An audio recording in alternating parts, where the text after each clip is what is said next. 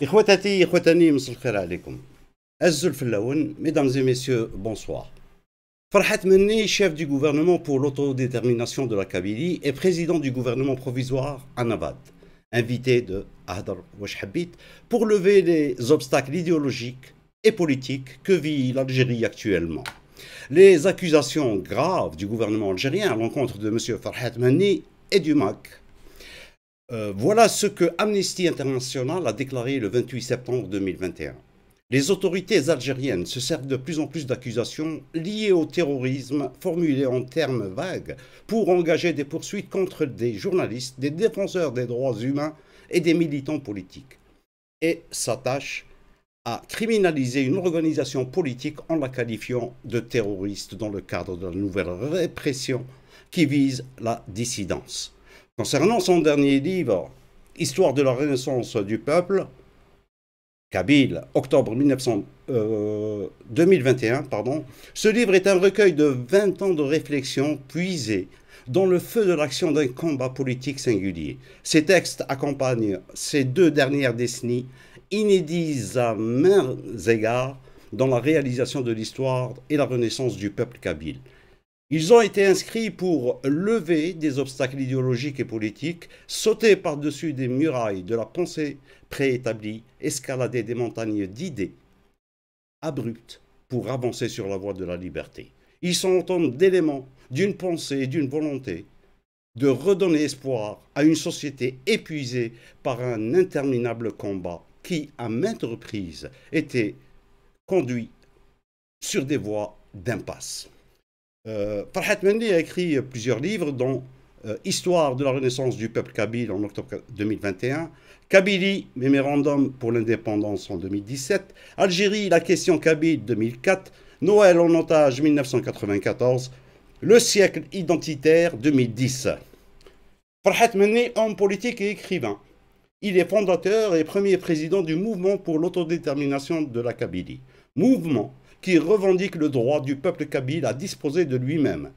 Il est le président du gouvernement provisoire kabyle, un gouvernement en exil, autoproclamé, mis en place en France. Il est lauréat du prix Gouchi de la paix en juillet 2013.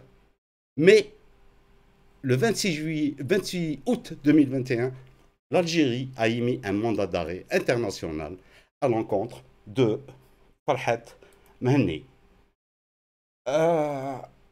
أزول فلك فرحة تمني أزول. Je salue tous les internautes ou les youtubeurs qui suivent en direct cette émission ou qui vont la regarder plus tard. Merci. Merci pour la présentation. Merci pour la présentation. Je voudrais juste, avant de commencer, exprimer ma profonde solidarité avec toutes celles et tous ceux qui sont en prison aujourd'hui, comme j'ai une pensée pour les familles de toutes les victimes des incendies criminels du mois d'août dernier. Bien entendu, je n'oublierai pas celui par lequel on a essayé d'accuser la Kabylie d'être raciste, l'assassinat de Jamal Ben Smaïl, qui a été orchestré, réalisé par les forces de sécurité, ou plutôt d'insécurité algérienne. On va y revenir, ne vous inquiétez pas. Il y a aussi avec nous Maître Salah Debbouz, il est connu et reconnu, surtout هنا عندنا في هدرة شحبيت. Bonsoir Azul Salah. Azul Djilou, Azul Mas Farhat et Azul à tous ceux qui regardent cette émission ou qui vont la regarder après. Merci. Alors, tout d'abord, une série d'arrestations et de mises sous mandat de dépôt vise depuis début septembre des membres effectifs ou présumés du mouvement pour l'autonomie de la Kabylie, classé comme organisation terroriste par les autorités algériennes depuis le 18 mai. Le MAC, dont le président Farhat Menni réside en France, est visé par la justice algérienne est accusé par Alger d'être impliqué dans la provocation des incendies, notamment en Kabylie cet été, et le lynchage et l'assassinat du jeune volontaire Jamal Ben Smaïl le 11 août dernier. Qu'est-ce que vous avez à dire sur ces accusations? Ce sont des accusations mensongères qui ne reposent sur aucune donnée réelle des faits. C'est vraiment mal me connaître que de m'accuser de faits et d'actes que je condamne et que je réprouve profondément. Je ne me sens pas coupable parce que l'Algérie a décidé de m'accuser de tel chef d'inculpation ou autre. Pour autant, je connais l'effet de la propagande. Nous sommes en guerre. Il faut savoir ce que c'est qu'une guerre. La guerre, dans les temps anciens, était celle qui était sur les champs de bataille, avec des armées qui s'affrontent, avec des armes à la main dans un premier temps, puis avec des mortiers, avec la poudre qui a été inventée, avec des mortiers et des armes à feu. Ensuite, plutôt que d'avoir des armées conventionnelles en guerre, les moins faibles ont opté pour la guerre de guérilla. C'est-à-dire, ce n'est pas affronter une armée sur un même terrain quand on est en nombre inégaux, mais de harceler l'ennemi à travers des actions volatiles qui font mouche et qui font mal à l'ennemi. Je pense que la guerre d'Algérie a été une guerre de guérilla, plus qu'une guerre conventionnelle. Il n'y avait pas eu de bataille particulière entre armées conventionnelles. Non, jamais il n'y en a eu ça. Par contre, pendant la guerre d'Algérie, je parle, par contre, il y a eu une guerre de guérilla à travers laquelle les maquisards de l'ALN avaient effectivement infligé des pertes considérables ou substantielles à l'ennemi. De notre temps, mais même déjà au temps de la guérilla, il y avait cette guerre de l'information. Et je pense que c'était Clémenceau qui disait que d'abord, l'information était celle qu'on pouvait obtenir sur les préparatifs de l'ennemi à attaquer ou sur sa tactique à préparer.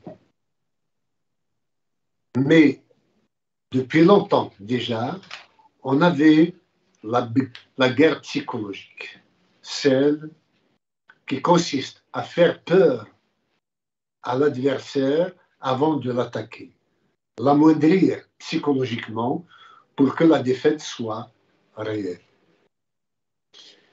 Et nous sommes au temps moderne où pratiquement la guerre est uniquement, partiellement, en grande partie en tout cas, à moitié, est celle de l'information.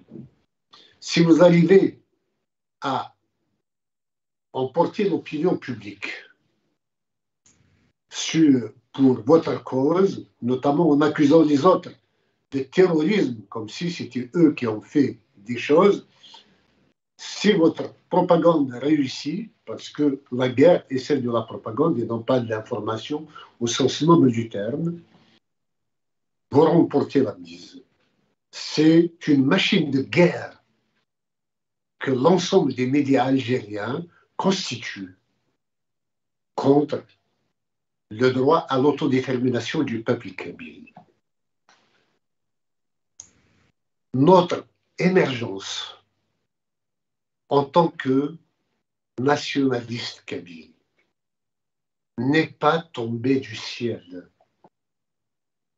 Si la France a quitté l'Algérie, c'est parce qu'elle avait annexé la Kabylie à l'Algérie française. Jamais la Kabylie n'avait accepté de se soumettre à l'Algérie française. Et c'est parce qu'elle n'avait pas accepté ce statut de coloniser qu'elle a, dès 1926, organisé le mouvement national qui a abouti à l'indépendance de l'Algérie, en passant par la guerre d'indépendance, bien entendu. La guerre qui nous est menée aujourd'hui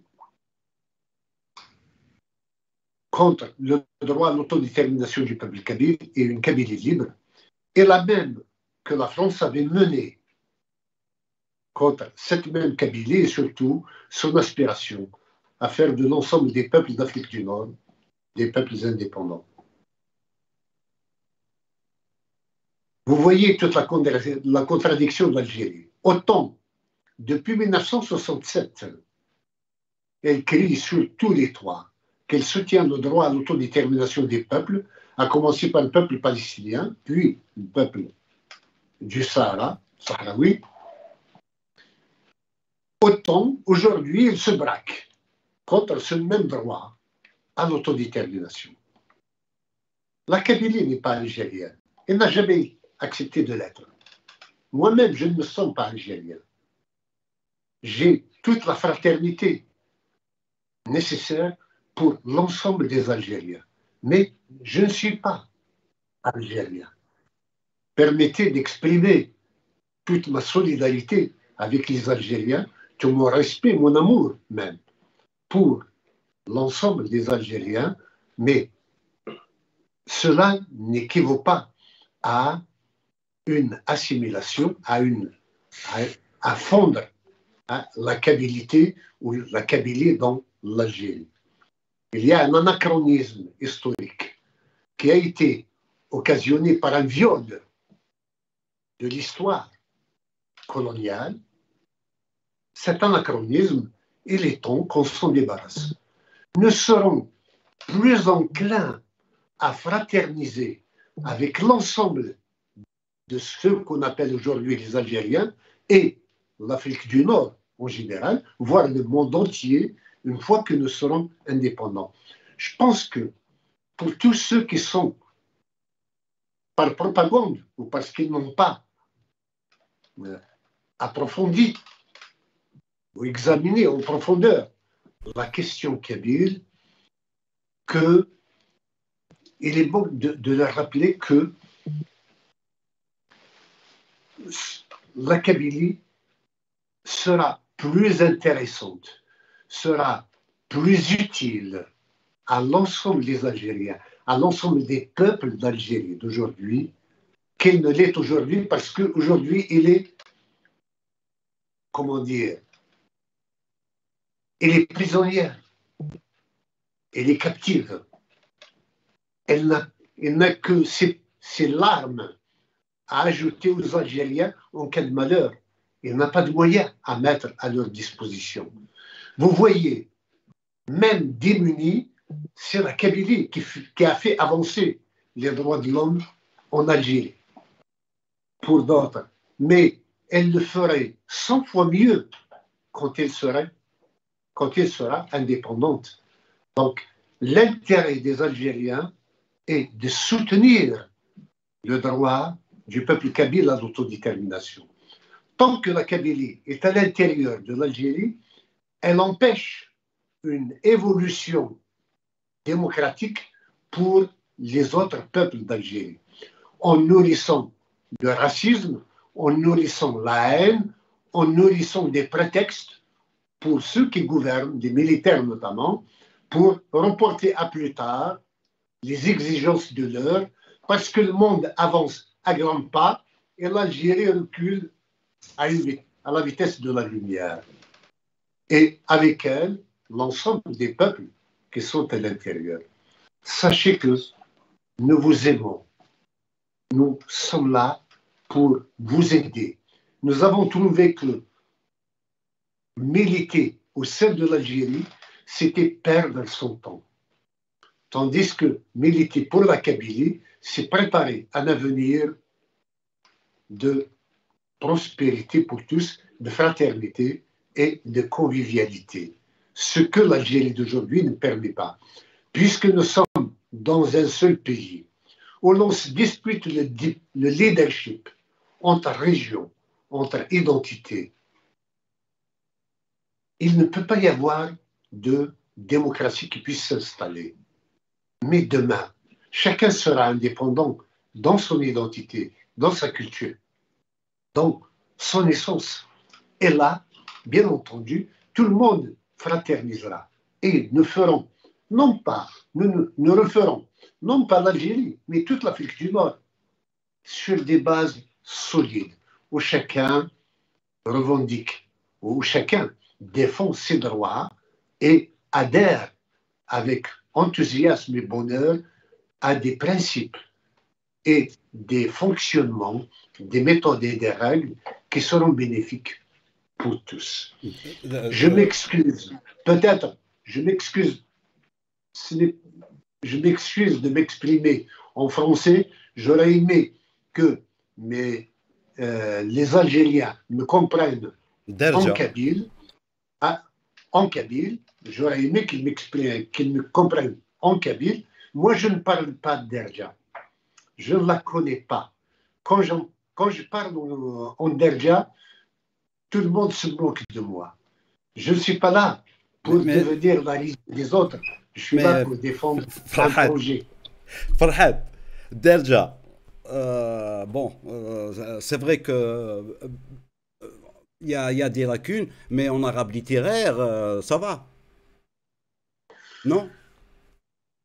Même cela, non, je ne suis pas vraiment très fort. D'accord. Je suis lettré. J'ai étudié, comme tous les Kabyles de mon âge, en langue arabe. Je maîtrise suffisamment la langue. Quand je la lis, je la comprends parfaitement. Mais quand je m'exprime, j'ai d'énormes difficultés. D'accord. Alors, pas plus tard que la semaine passée, j'ai rencontré des amis qui étaient au courant que Farhad Menni va passer sur Hadrouch Habit, et donc on a discuté un tout petit peu.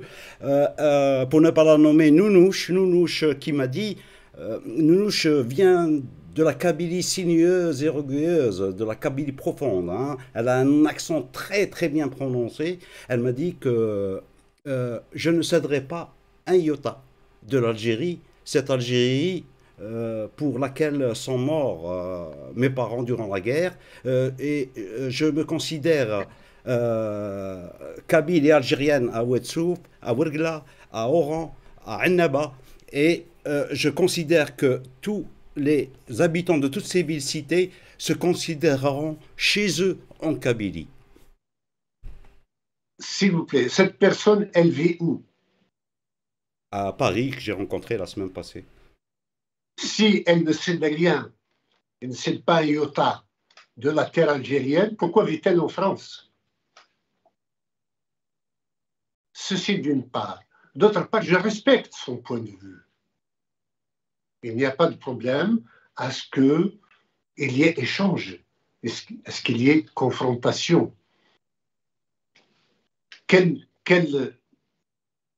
revendique la terre algérienne entière sur la base du sang versé par les martyrs, je lui rappelle que mon père fait partie de ces gens-là qui sont tombés au champ d'honneur pour libérer l'Algérie. Mais je pense sincèrement que mon père et celui dont elle se revendique, cette personne, sont morts non pas pour une Algérie terroriste comme celle qui s'est installée depuis 1962 à travers les militaires qui terrorisent tout le monde, mais pour la dignité et la liberté avant tout. C'était contre le colonialisme, contre le statut de domination qu'elle subissait. Malheureusement, en tant que Kabyle, ce statut de domination ne nous a pas quittés après le départ des Français. C'est une autre domination qui s'est installée contre nous. Je revendique sereinement, calmement, le fait que la Kabylie soit une nation, un peuple, un territoire complètement différent de celui de l'Algérie. Et nombre de gens en témoignent. Même Kamel Daoud, dernièrement, qu'on ne peut pas soupçonner de pro-kabylisme, de kabylophilie, avait dit que l'Algérie et la Kabylie, ce sont deux entités complètement différentes. Moi-même, j'ai un jour été dans un avion de Paris à Alger, et il y avait une Yougoslave à mes côtés, ou une Bulgare, excusez-moi. J'ai entamé la discussion avec elle juste pour savoir d'où elle venait, et je lui ai dit que j'étais kabyle. Elle m'a dit, écoutez, j'étais au Kabylie, je vis en Algérie, mais ce sont deux pays complètement différents.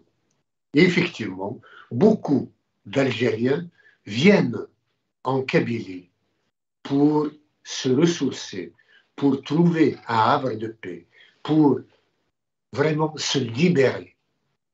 Et c'est tant mieux qu'une Kabylie puisse jouer un rôle de libérateur vis-à-vis de tous.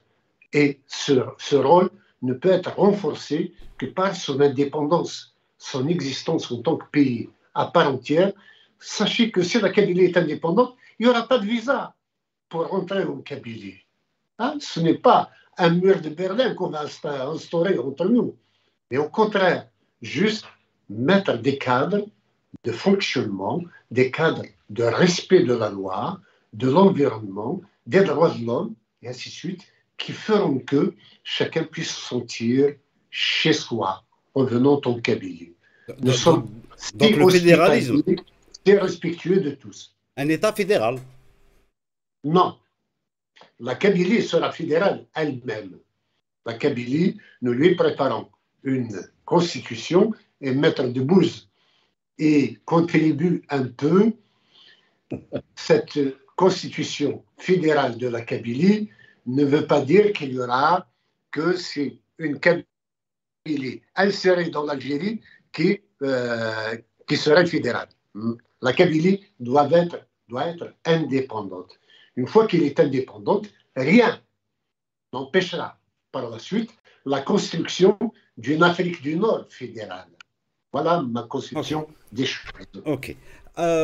Nous passons à Maître Salah Debbouze. Maître Salah Debbouze, sur la même lancée. Les services de la sécurité nationale ont procédé au démantèlement d'un groupe criminel appartenant à l'organisation terroriste MAC, activant dans les wilayas de Tizi Ouzou, Béjaïa, Bouira. Et ils ont procédé à l'arrestation de 17 mises en cause qui étaient en train de préparer des opérations armées ciblant la sécurité et l'unité nationale avec la complicité de partis internes d'obédience séparatiste. Hadith, c'est la DGSN.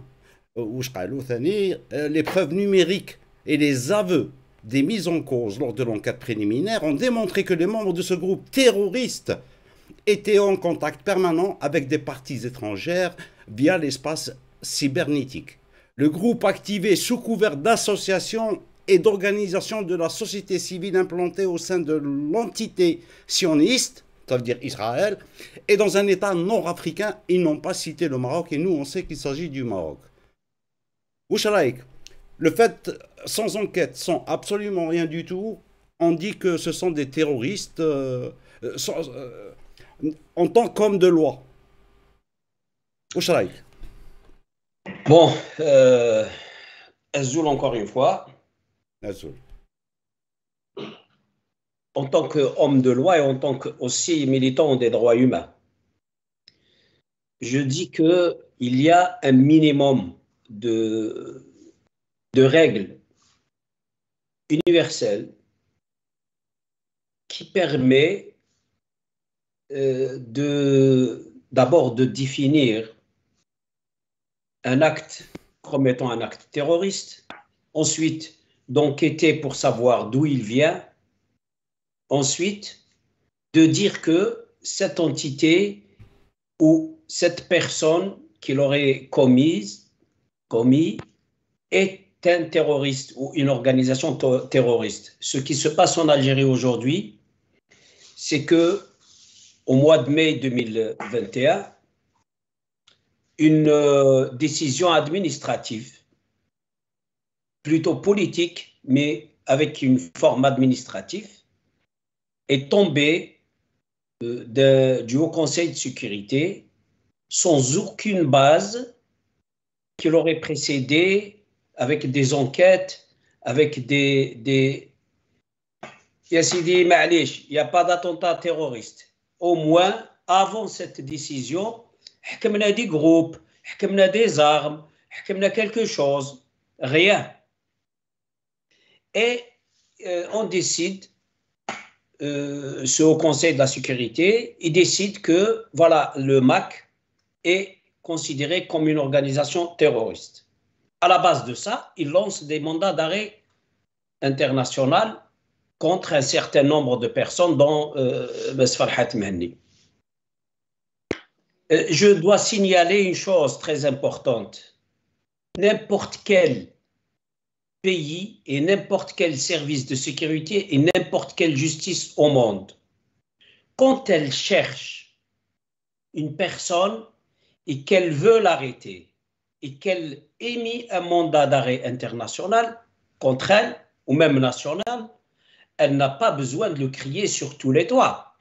Il est très important de faire ça dans la discrétion la plus totale, de sorte à prendre la personne par effet de surprise, parce qu'on lance un mandat d'arrêt international contre une personne qu'on ne peut pas avoir par une convocation. Donc, il vaut mieux la prendre par un effet de surprise selon une procédure qui normalement devait être discrète. En Algérie, quand on lance un mandat d'arrêt international pour influencer les gens, on fait d'abord un communiqué pour crier tout sur tous les toits. Voilà, on va arrêter Monsieur X et Monsieur Y. Puis après, on lance le mandat international et même national. Enfin, pour certains mandats nationaux, ils ne sont pas annoncés. Par exemple, moi, quand j'étais arrêté, il n'y avait pas de, on m'avait pas averti. Bref. Donc, après avoir décidé par une décision administrative sur un fond politique que le MAC est une organisation terroriste, et après avoir lancé des mandats d'arrêt international contre un certain nombre de personnes, dont Mess Farhat Mehni, et après avoir reçu des réponses des autorités officielles françaises, même avant qu'elles reçoivent le mandat d'arrêt international, pour leur dire que si vous cherchez Monsieur Farhat et Monsieur X et Monsieur Y, on ne peut pas vous les donner à la base d'un mandat d'arrêt international, à la base d'une accusation de terrorisme, tout simplement parce que vous les accusez de terrorisme avant qu'il y ait d'actes terroristes et avant qu'il y ait une enquête. Donc, il passe tout de suite à la formation de dossiers à la base des écrits sur Facebook, à la base d'aveux des personnes douteuses.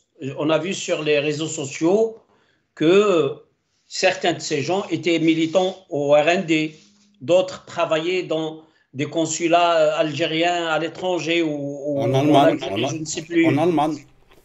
Donc, ce sont beaucoup plus des gens proches des services ou même faisant partie des services ou des partis politiques du pouvoir qu'autre chose. Et donc, là, moi, j'ai fait une déclaration la semaine passée en disant, devant une situation pareille, j'ai bien peur que les autorités fabriquent elles-mêmes des actes terroristes pour pouvoir justifier le grand pétrin dans lequel ils se sont mis. Parce qu'ils ont décrété le MAC comme organisation terroriste, ils ont formé des dossiers vides contre des personnes en les accusant de terroristes, le monde entier est en train de rigoler de toute cette mise en scène, moi j'ai peur, sachant la nature de ce pouvoir, qui ne recule jamais, quand il invente un mensonge, il fait tout pour le faire admettre aux gens, en Algérie, quitte à créer une situation. Nous savons maintenant que le pouvoir algérien est un pouvoir qui a l'habitude d'user de la violence.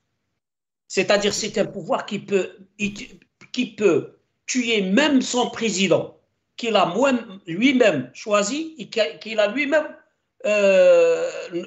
nommé sans passer par des élections, et que parce qu'à un moment donné il le dérange, il peut le tuer devant le monde entier. On l'a vu en direct et le monde entier. Ah oui, c'est-à-dire alors un régime qui est capable de ramener un Boudiaf, de le placer comme président, et après, parce qu'il n'est pas d'accord avec lui sur quelque chose, qui est prêt à le tuer devant tout le monde.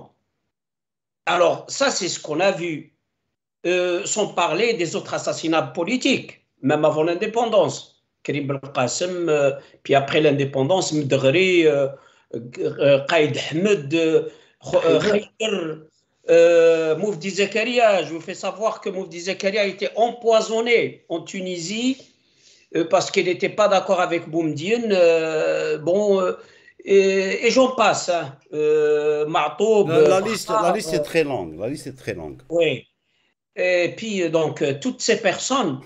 Et puis, quand on voit des officiers de l'armée algérienne faire des témoignages qu'ils aidaient, on va dire ça comme ça, qu'ils ont eux-mêmes commis des actes terroristes. C'est pas des terroristes qui disent que ce n'est pas nous qui avons tout fait. C'est des officiers de l'armée algérienne qui ont pris la fuite et qui ont fait des témoignages. Ils sont toujours là. Et ils ont dit, certains ont dit, nous avons créé des cellules terroristes au sein des services algériens. D'autres ont dit, on a fait des barrages, des faux barrages, et on a tué des gens. Il y en a même qui ont dit, j'étais là et j'ai participé. Donc, devant des situations comme ça, on est en droit de se poser des questions. Oui, absolument, mais cela n'enlève rien les crimes réalisés par les sanguinaires au nom de Dieu. Que l'on soit d'accord. C'est vrai. En fait, cette accusation globalement de terrorisme, si les Algériens laissent faire, si vraiment la Kabylie ne livre pas de combat de résistance contre cette ignominie, demain, c'est tous les Algériens qui seront accusés de terrorisme.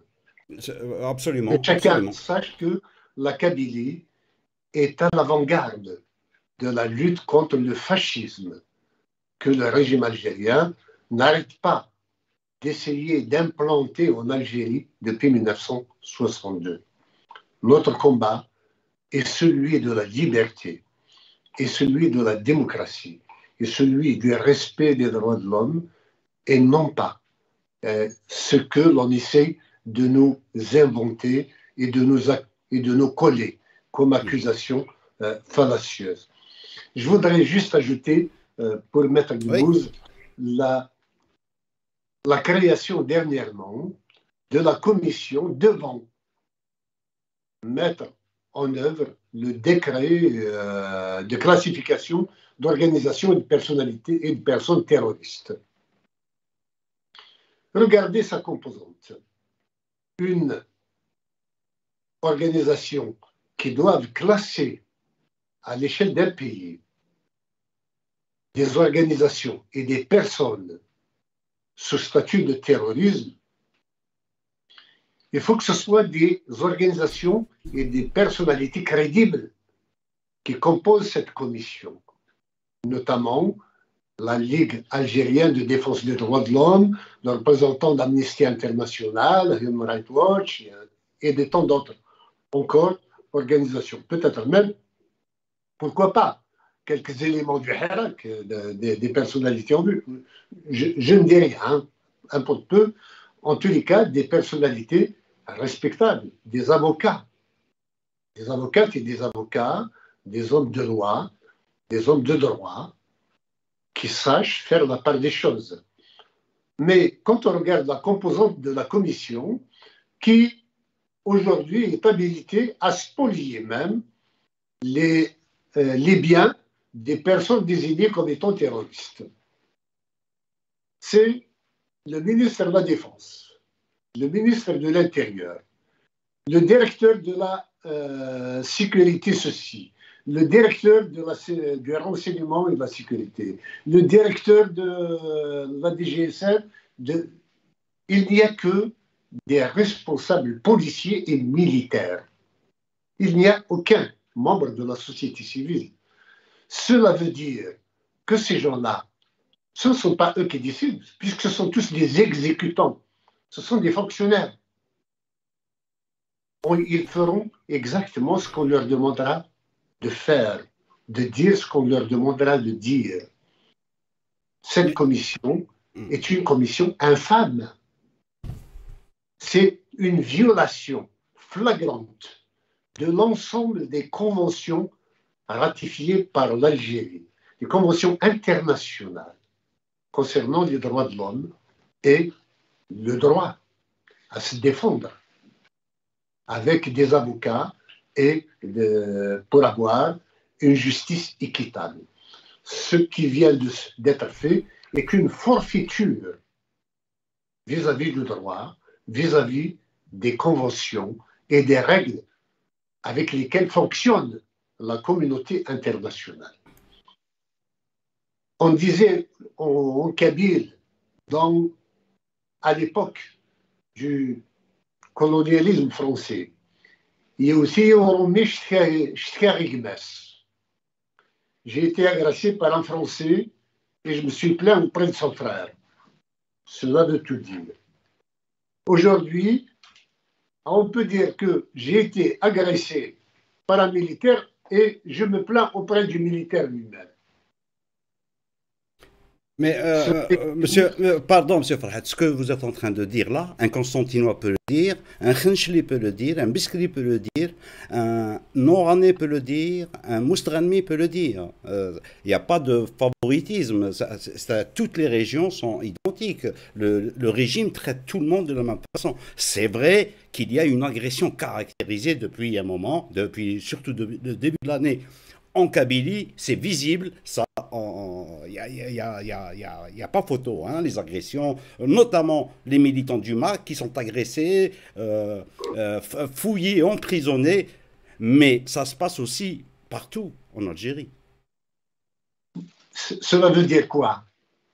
Cela veut dire qu'il n'y a pas que la Kabylie qui souffre de ce régime. Merci pour cette précision. Si, en fait, vous dites cela pour contester le fait que la Kabylie puisse être différente du reste de l'Algérie. Monsieur Farhat, je vais juste vous dire quelque chose de très important. Moi, je ne considère pas qu'il y a un peuple en Algérie. Il y a des peuples en Algérie. Donc, on est tous différents. Et dans chaque peuple, il y a plusieurs différences dans chaque peuple. C'est quelque chose c'est une évidence que je dis depuis que le MAC, le Mouvement pour l'autodétermination de la Kabylie, a été créé. Et il y a juste deux choses à dire sur ce plan particulier. Un, c'est depuis 1962-63 que la Kabylie est agressée en permanence. Il y a une récurrence de l'agression contre la Kabylie qui n'existe pas ailleurs. Deuxièmement, admettons que ce soit toutes les régions d'Algérie qui soient aussi agressées que la Kabylie. Pourquoi il n'y a que la Kabylie qui bouge? Donc, il y a autre chose que ce que vous dites. Moi, je compatis à la situation des autres Algériens.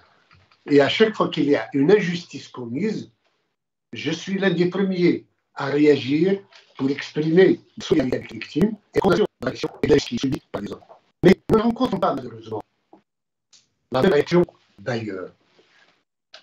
Vous vous souvenez, quand Kemal Khan, c'était Slal, qui était Premier ministre, qui avait déclaré Kemal Khan est fichu puisqu'il entretient des relations avec Farhat Mahdi.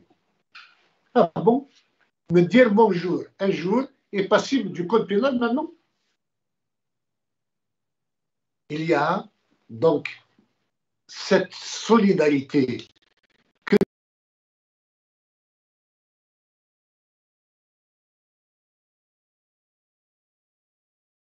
nous essayons de développer, nous, entre peuples qui luttent pour leur existence, comme le Mzab, comme les Aurès, comme les Touaregs, hein, comme les Oranais, comme les Constantinois. Nous essayons d'apporter, comme les Gourari, par exemple, nous essayons d'apporter notre part de solidarité avec les moyens qui sont les nôtres. Mais nous ne sommes pas insensibles au malheur des autres. Malheureusement, quand on a vu la Kabylie brûlée par un acte de guerre, c'est une guerre moderne qui est menée contre la Kabylie.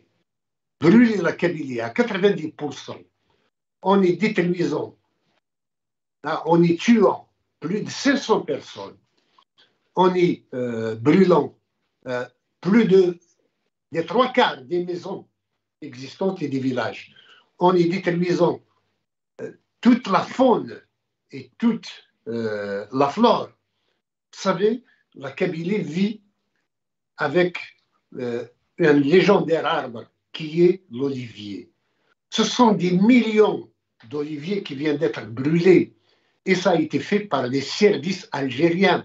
C'est avec des avions et des hélicoptères qu'ils ont allumé les feux. C'est par des lasers et des ordinateurs qu'ils ont tout programmé. Donc, vous avez les preuves de ce que vous dites. Nous avons les preuves de ce que nous disons, puisqu'il y a des vidéos qui racontent tout. Quand vous voyez des gens qui filment à l'intérieur d'un fourgon un jeune homme poignardé par des agents des services, puis Oui, ça, on jeté l'a à vu. terre. On l'a vu incontestablement. C'est la police qui est incriminée, d'après Absolument. les vidéos, qui est incriminée Absolument. dans le Et crime. puis, ils l'ont brûlé pour qu'on ne montre pas les traces comme quoi il a été tué avant. Et qu'on ne trouve pas les traces de ce qui a été fait. Donc, et puis qu'on accuse par la suite tout le monde. Qu'on accuse le MAC, les Kabyles de racisme, de ceci. Écoutez. Vous avez été accusé, Farhat Mani, vous avez été accusé d'être... Ils avaient dit, si vous vous souvenez, ils avaient dit qu'ils ont retrouvé le téléphone de Jabal Ben Ismaïl qui contient des messages et des informations. Chiche, nous mettons au défi le régime algérien de mettre cela entre les mains des experts internationaux pour nous montrer quels sont ces messages et ces signes qu'ils ont trouvés à l'intérieur. Je demande une enquête internationale sur les incendies et sur l'assassinat de Jamal Ben Ismaïl. Mais je demande aussi une autre enquête sur la Covid. La France, ça a été dit dernièrement dans un article du Monde, quand il y avait le Delta, ce n'est pas encore terminé en Kabylie malheureusement, il y a le Delta qui est arrivé, qui tuait des centaines de personnes en Kabylie même. Quotidiennement, la France avait proposé d'envoyer de l'oxygène à l'Algérie. Et l'Algérie avait refusé. Nous avons vu une vidéo d'un fourgon, d'une voiture, partie de l'hôpital d'Azazga à Baraki pour se faire approvisionner en oxygène. On leur a refusé en disant la Kabylie n'a pas signé de convention avec notre organisation, avec notre organisme. Vous voyez tout cela? Il y a eu il y a eu plus de 3000 morts juste entre le mois de juillet et le mois d'août en Kabylie, morts du Covid. Et ça, personne ne le dit. Voilà, c'est toute cette politique globale. Écoutez, ne voyez pas le Kabyle tel qu'on vous le décrit. Ne voyez pas la Kabylie comme le diable, comme on essaie juste de dire que le pouvoir algérien il n'a pas de légitimité. C'est un pouvoir militaire qui n'est pas arrivé par les urnes là où il est. C'est lui qui décide de tout, qui fait les présidents, qui fait les assemblées parlementaires, qui fait les communes, les municipalités, qui fait les wilayas et qui ne regarde que son propre pouvoir, comment survivre. Comme il a perdu de la crédibilité. Il croit qu'en diabolisant les Kabyles et à travers eux, en diabolisant le MAC, en diabolisant les Kabyles à travers le MAC, ils vont récupérer une forme de légitimité parce qu'ils croient que les Algériens sont des racistes anti-kabyles. Il va s'appuyer sur ce racisme pour se donner une clientèle, une base sociale. En fait, tout ce qu'il est en train de faire actuellement, c'est nous pousser en faisant des actes de guerre, en faisant des exactions, en emprisonnant n'importe qui, en tuant n'importe qui, en faisant de la violence, en interdisant n'importe quoi pour les Kabyles.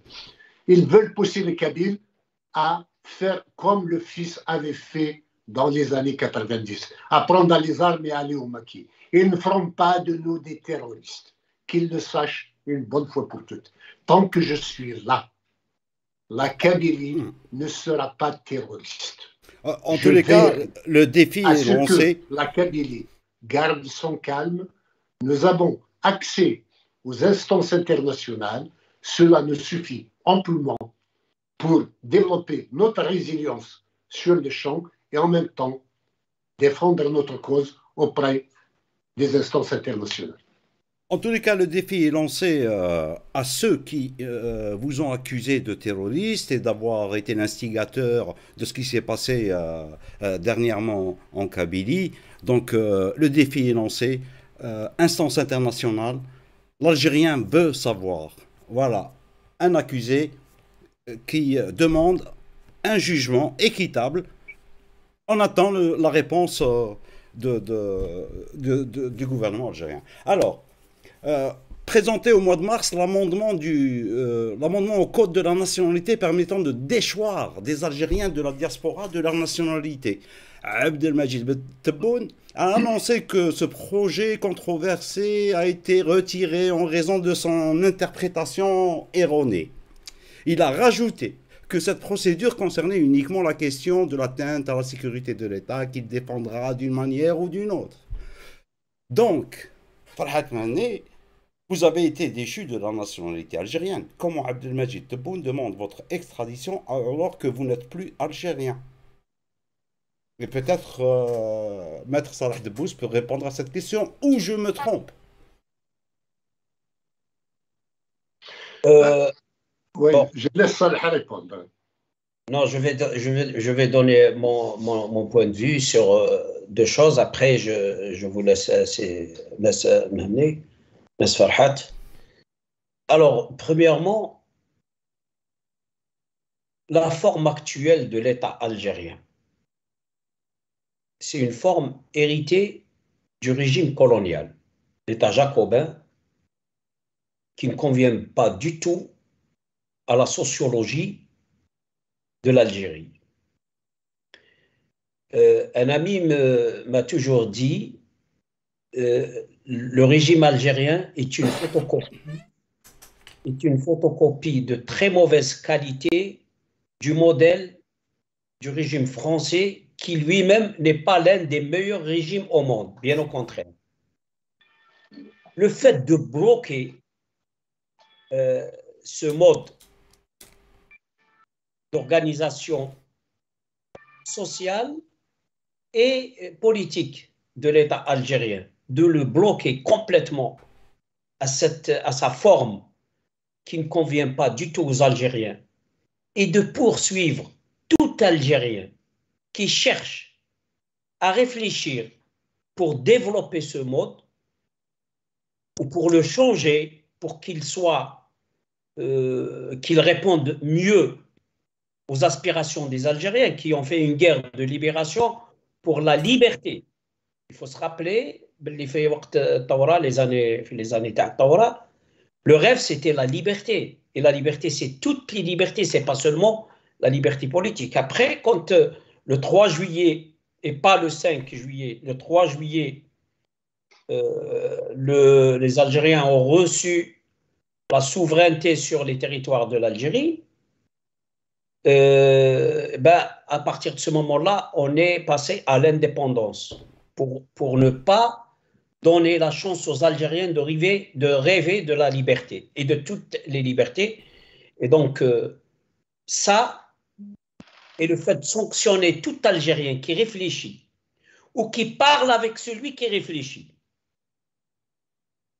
ou qui dit bonjour, qui m'a dit Farhat tout à l'heure sur Kamel Dinfrar, qui dit bonjour à quelqu'un qui réfléchit autrement. Eh ben, il réfléchit, il demande, au début il demandait l'autonomie, après il est passé à l'autodétermination et il milite pour l'indépendance d'une région en Algérie. Si c'est fait d'une manière pacifique, ben, il y a beaucoup de gens, il y a beaucoup de groupes qui font ça à travers le monde.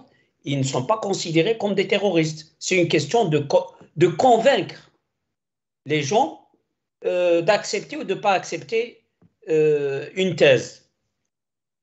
Alors ça, c'est pour le problème ce problème qui est devenu, que le pouvoir veut placer comme un problème tabou. Il suffit que tu parles du MAC ou que tu dis que, je ne sais pas, n'importe quoi, tu es séparatiste et donc terroriste, et donc il faut te mettre en prison ou peut-être même te liquider. Pour maintenant la nationalité, je ne suis pas au courant que Mess Farhat est déchu de sa nationalité, mais si c'est le cas, il devient un apatride. Et s'il est un apatride, si le pouvoir algérien déchoit les gens du MAC de leur nationalité, en même temps que ces gens du MAC réclament leur non-appartenance à l'Algérie, ça voudrait dire que le pouvoir est d'accord avec les gens du MAC qui ne soient pas algériens, même s'il le dit d'une façon, on va dire, avec haine. Mais de toute façon, il dit la même chose que les maquistes, que je vais appeler moi comme ça. Si Farhat Mehni et son groupe disent « nous, on n'est pas des Algériens », et si l'autorité algérienne dit que puisque vous n'êtes pas d'accord avec moi, donc je ne vous considère pas comme Algérien. C'est-à-dire, ils sont d'accord sur ce point. Maintenant, il y a une loi internationale qui peut réfléchir avec les gens qui n'ont plus de patrie, donc à résoudre ce problème. Je crois que ça devient, si c'est le cas, ça devient un cas sur le plan même technique, intéressant à résoudre. Maintenant, déchoir une personne de la seule nationalité, je parle de, vous savez, la nationalité, c'est un droit politique. Si vous n'avez sur le plan théorique qu'une seule nationalité, et c'est le pouvoir qui contrôle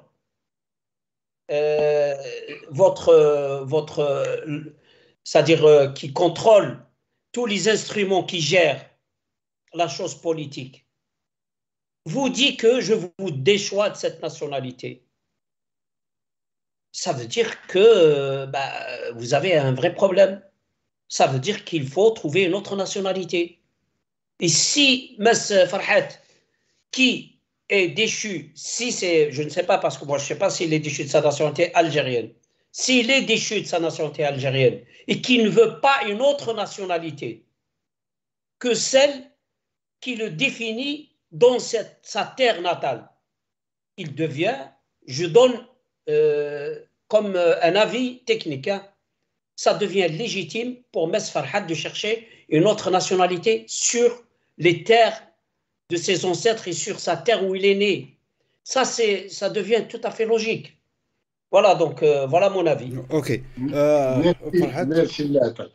Alors, concernant cette affaire de nationalité, sincèrement, je n'y prête pas attention. Moi, j'ai dit que je ne suis plus algérien. Je l'ai été par héritage, je l'ai été par statut normal dans la vie. J'ai grandi dans un pays qui s'est appelé l'Algérie, mais dans lequel mon père s'était battu pour l'indépendance. Hein, je me sentais algérien. J'ai cessé de l'être depuis 2001, quand l'Algérie a tiré sur nos enfants et les a considérés comme des ennemis. À partir de là, j'ai fini par comprendre que l'Algérie coloniale française et l'Algérie arabo-musulmane qui se comporte en colonialiste en Kabylie sont identiquement les mêmes. Et donc, j'ai le droit de choisir mon statut, celui de Kabyle. J'ai la nationalité kabyle. Et en tant que tel, l'Algérie n'a aucun droit sur moi et sur tous ceux qui se proclament comme étant kabyles et non pas algériens. Si l'Algérie se donne le droit de déchoir quelqu'un de sa nationalité, les citoyens dits algériens ont le droit de répudier leur nationalité d'office. Mais j'ai un autre problème que je voudrais souligner. Il y a eu des centaines, voire des milliers de morts à essayer de traverser en tant que haraga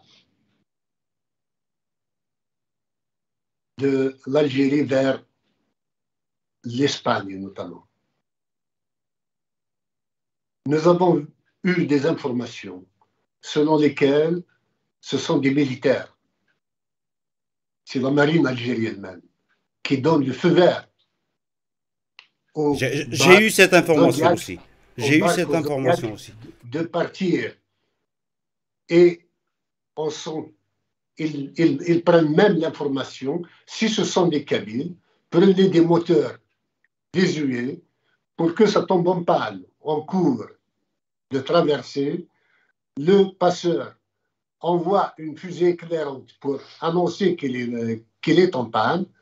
Les secours arrivent, mais ne prennent que le passeur et laissent les autres se noyer. C'est très grave, ça. C'est très grave. Il y a même un bateau qui a été heurté par une vedette algérienne et on a laissé mourir 34 personnes il n'y a pas très longtemps. Je demande aux pays européens, à tous les pays européens, qui se plaignent de l'immigration irrégulière et d'une invasion migratoire, de constituer une commission européenne d'enquête pour aller voir sur le terrain le phénomène de haraga, comment il s'organise.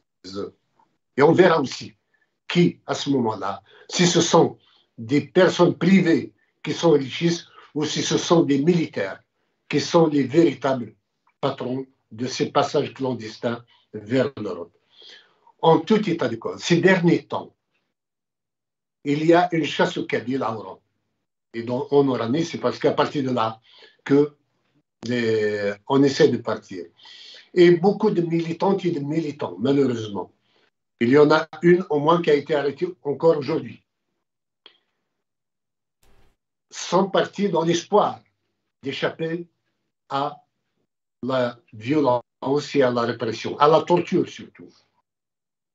Je leur demande de ne plus faire cela. Je leur demande de rester calme et serein en Kabylie, pas chez elles, à aller changer de domicile et ne plus communiquer par téléphone pour sauver leur liberté en attendant que cette vague répressive puisse passer. Parce que j'en ai connu personnellement. Toute ma jeunesse, je l'ai passée dans la répression. Depuis 1976 jusqu'en 85, 84, 85, j'ai été arrêté 12 fois. Et nous savons que les arrestations sont des vagues. Et qu'à un moment ou à un autre, ça s'arrête. Je demande aux militantes et aux militants de rester calmes, toujours avec des témoins, pour pas que, s'il y a des attentats, on puisse les attribuer à des militants qui n'ont rien fait, qu'ils aient des témoins, comme quoi ils étaient avec elles et que rien ne s'est passé de ce côté-là. Donc, je leur demande de ne plus tenter la haraga. Ça ne sert à rien. Bon, là, je suis absolument d'accord avec vous, mais vous avez affirmé des choses qui m'ont laissé un petit peu perplexe, notamment les Kabyles à Oran qui sont pourchassés. J'ai pas entendu parler de ça, et pourtant je suis sur la toile. Est-ce que Ça ne vous fait avez rien. des échos? Cela ne fait rien. J'ai eu un témoignage, rien que ce soir, de quelqu'un qui a réussi à passer et qui a été poursuivi par des gens avec des armes blanches pour lui faire la peau. On s'en fout de cela. Mais je ne parle pas des citoyens, je parle du système lui-même, que ce sont des militaires qui organisent les haragas et que quand ils savent que ce sont des Kabyles qui prennent la barque. En général, quand c'est une barque, tous du Kabyle, on essaye de faire échouer ça quelque part. J'accuse volontairement et avec des témoignages à l'appui Donc vous avez le des preuves régime de algérien de ce que vous dites. d'organiser ce genre de crimes contre l'humanité parce qu'ils sont juste des Kabyles. Vous avez des preuves enfin, de ce que vous êtes en train de dire, que c'est les militaires eux-mêmes qui sont derrière tout ça. Nous avons des témoignages et Ok, je ne suis pas le seul à le dire. Abdesmar a déjà fait une vidéo dessus. d'accord. Ok. Alors, Et je pense que Anwar Malik aussi a donné des informations approchant cette vérité. bon. Alors, ce qui se dit dans certains médias et sur la toile, que le MAC, d'un côté, est financé par le Maroc, Israël et autres ONG, et d'un autre côté, que le MAC œuvre pour la continuité du système algérien et que c'est un contre-pouvoir sur mesure.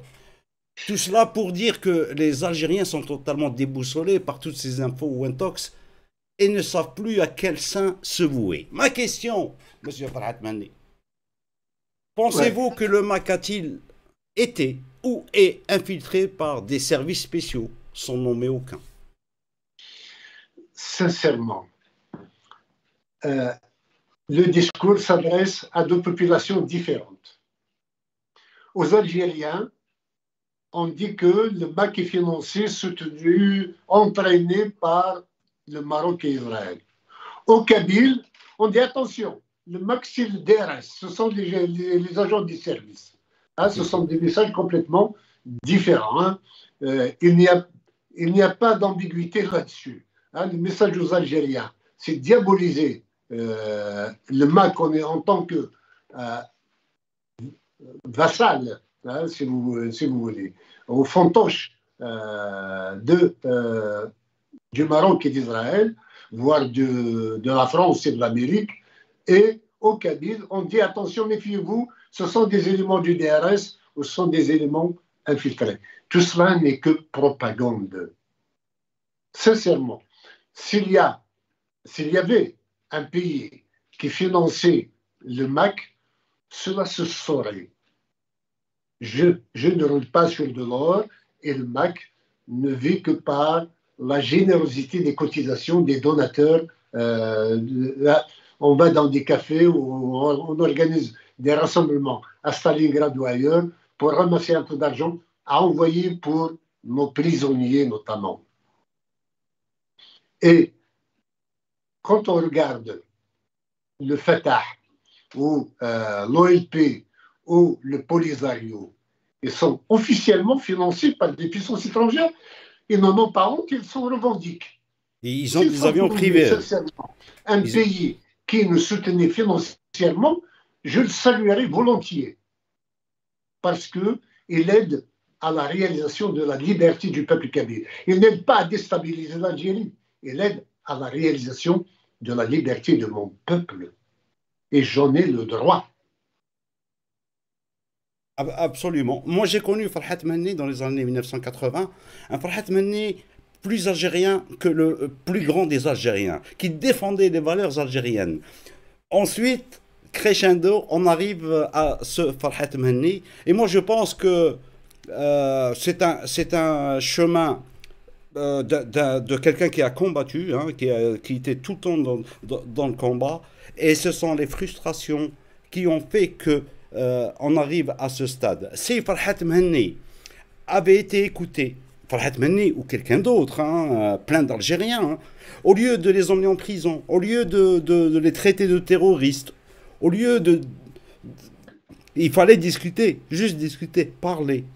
Chacun a ses droits. Personne n'est propriétaire de l'Algérie. Or, nous avons un gouvernement, enfin un système, qui pense que l'Algérie lui appartient à lui et lui seul. Et c'est pour ça il y a des mouvements comme le MAC qui sont créés parce que c'est un ras-le-bol. Et moi, je les comprends parfaitement. Je ne partage pas à 100% les idées du MAC. Je suis pour les libertés. Je suis pour les libertés de culte, liberté de circuler, liberté de parole. Tout cela, on ne les a pas en Algérie. Et voilà pourquoi on a des gens très très mécontents. Farhat Mhenni, à l'ONU, le Maroc a déclaré soutenir le MAC pour l'indépendance de la Kabylie et permet au mouvement, à votre mouvement, d'avoir une représentation sur son sol. Vous confirmez cela? Le Maroc a officiellement dit que de tous les peuples nord-africains ou d'Afrique, le seul qui mérite le droit à l'autodétermination, c'est le peuple kabyle. Il n'a pas parlé du MAC à proprement parler. Ah d'accord. Alors, il n'y a pas une reconnaissance officielle du MAC. J'espère qu'il viendra. Mais okay. En tous les cas, pour le moment, hein, c'est la reconnaissance principielle du droit à l'autodétermination du peuple kabyle.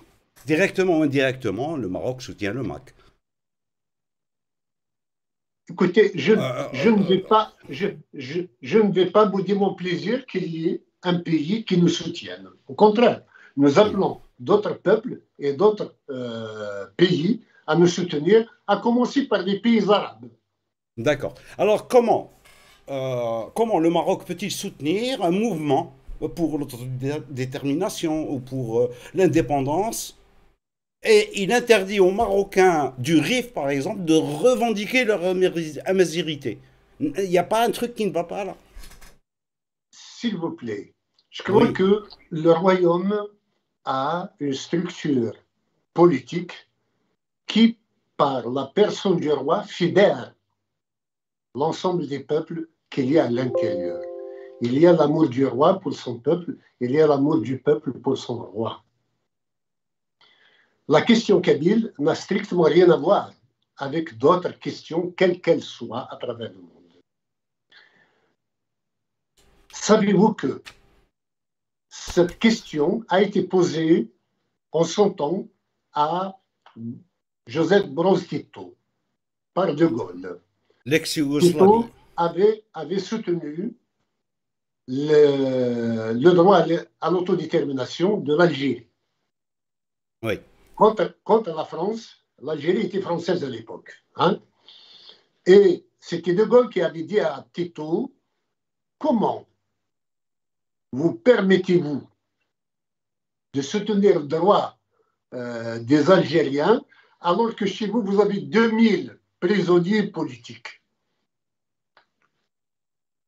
En même temps que l'Algérie se battait pour son indépendance, il était soutenu par l'Égypte. Gamal Abdel Nasser, il avait 15 000 prisonniers politiques chez lui à l'époque.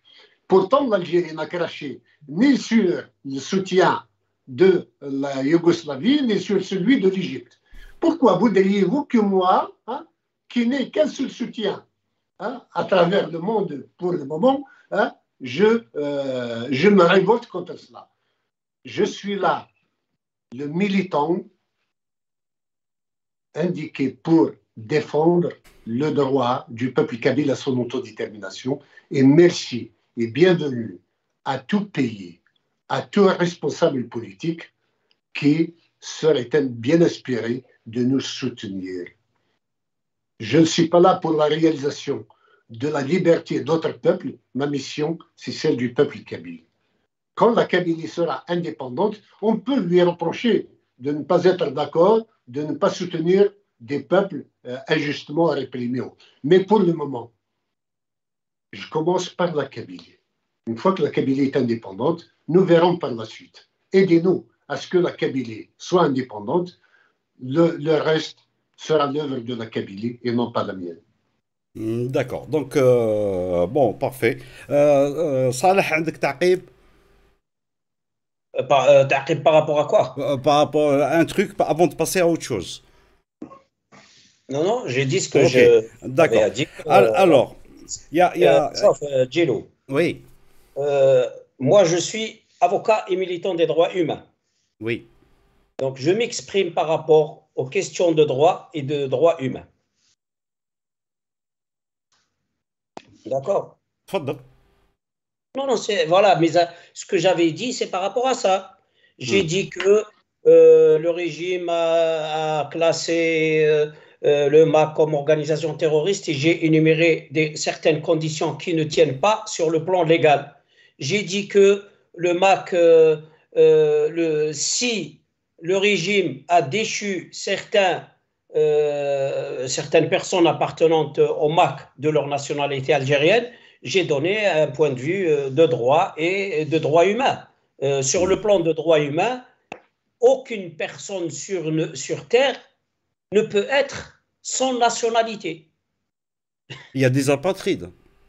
Oui, mais ils ont droit à une nationalité. Les apatrides, ils ont droit à une nationalité, soit de leur choix, soit dans le cas où soit dans le cas où ils sont un groupe et qu'ils ne veulent aucune autre nationalité, ben, ils ont droit de créer une nationalité. Donc ça, c'est une question de droit et de droit humain. Ok. Merci. Alors. Merci, maître. Je voudrais juste redire quelque chose, ajouter quelque chose parce que, par rapport à ce que vous avez dit, Gilles. Oui. La première, c'est que ceux qui gouvernent ne se considèrent pas comme étant les enfants du peuple et les représentants de la nation, entre guillemets, mais ils considèrent que la nation leur appartient. Oui, oui. Oui, oui. Et ils considèrent que le pays leur appartient, c'est leur bien propre, et que tous ceux qui sont à l'intérieur ne sont que des salariés, voire des esclaves. Des esclaves. Voilà, qui doivent obéir au doigt et à l'œil. Ça, c'est une réalité. C'est une réalité. Il n'y a pas. Voilà, voilà. Donc, nous n'avons pas une armée, c'est l'armée qui a un pays, qui a un peuple, qui en fait ce qu'elle veut. Bon, ceci d'une part, c'est une donnée que tout le monde ne conteste pas. Il y a ce qu'a dit Tebboune. Sincèrement, je le considère plus otage des militaires qu'autre chose, parce qu'il n'est pas arrivé par sa volonté là où il est. Il a été ramené par des luttes de clans et il est actuellement incapable de décider même de la dépense d'un stylo pour son bureau. Alors, il dit ce qu'on lui demande de dire. Et quand vous voyez un président de la République qui vous dit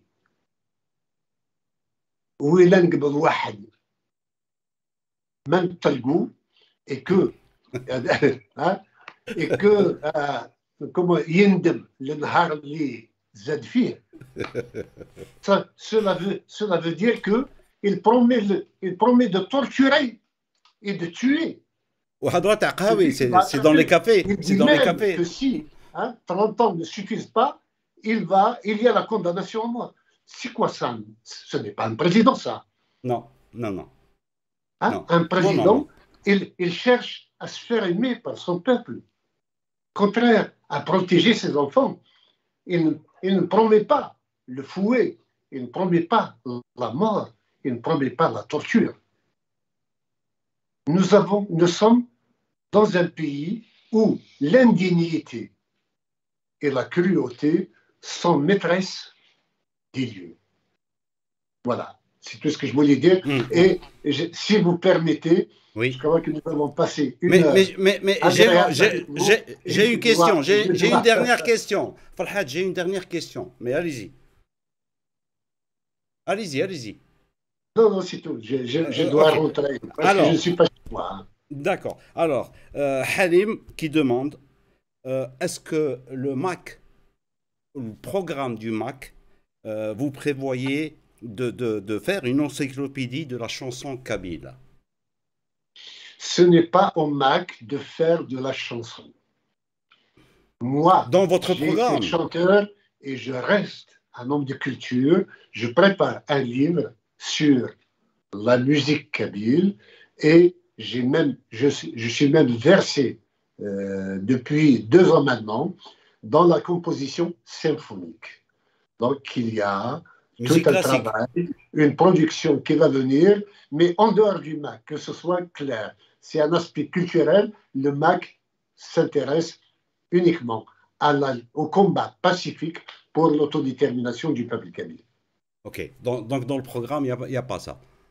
Voilà. C'est dommage. Je vous Monsieur, remercie. Farhat Mani, je vais pas vous demander de nous chanter une chanson. Non, non. La dernière fois qu'on s'était vu, la première et la dernière fois, Et pourtant, vous m'avez chanté. Vous m'avez chanté. on avait évoqué le fait que j'ai chanté en arabe. Oui. Le premier. C'est une chanson égyptienne